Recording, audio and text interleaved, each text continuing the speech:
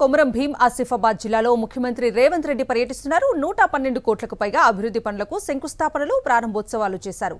చింతల మానేపల్లి మండలంలోని కౌటాల గ్రామంలో ఏర్పాటు చేయనున్న కేవీ విద్యుత్ ఉపకేంద్రం నిర్మాణ పనులకు ముఖ్యమంత్రి శంకుస్థాపన చేశారు.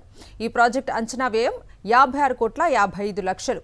రెబ్బెన మండలం నాంబాల్ గ్రామంలో 6 కోట్ల వ్యయంతో ఏర్పాటు చేయనున్న సౌర విద్యుత్ ప్లాంట్ పనులకు కూడా సీఎం శంకుస్థాపన చేశారు.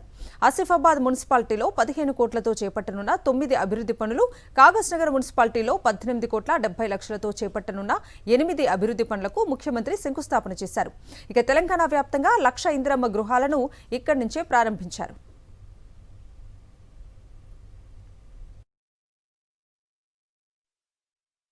ఇవాళ మీ ప్రారంభోత్సవం సందర్భంగా రాష్ట్రం మొత్తానికి సంబంధించిన ఇందిరమ్మ ఇండ్ల ప్రారంభోత్సవ కార్యక్రమం ఇక్కడి నుంచే తీసుకున్నాం.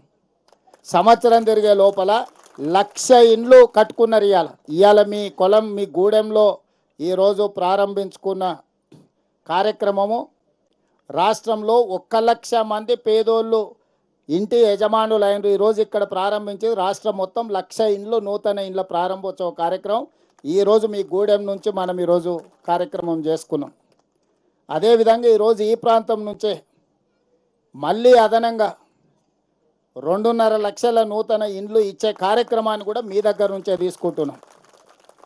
ఈ సందర్భంగా నా సూచన అధికారులకు, మంత్రి గారికి, ఏ గూడెంలో కూడా గుడిసె ఉండడానికి వీలు లేదు. ఏ పేదోళ్ళైనా, ఇంతకుముందు ఆ అక్క చెప్తుంది, ఇక్కడ ఒక అక్క చెప్పింది మాకు ఒకరికి 2 ఇండ్లు రాలేదని. ఏ పేదవాళ్ళకు కూడా 100% నేను రాష్ట్ర ముఖ్యమంత్రిగా హైదరాబాద్లో ఉన్న చీఫ్ సెక్రటరీ గారికి, ఇక్కడ ఉన్న అధికారులకు ఆదేశాలు ఇస్తున్నా.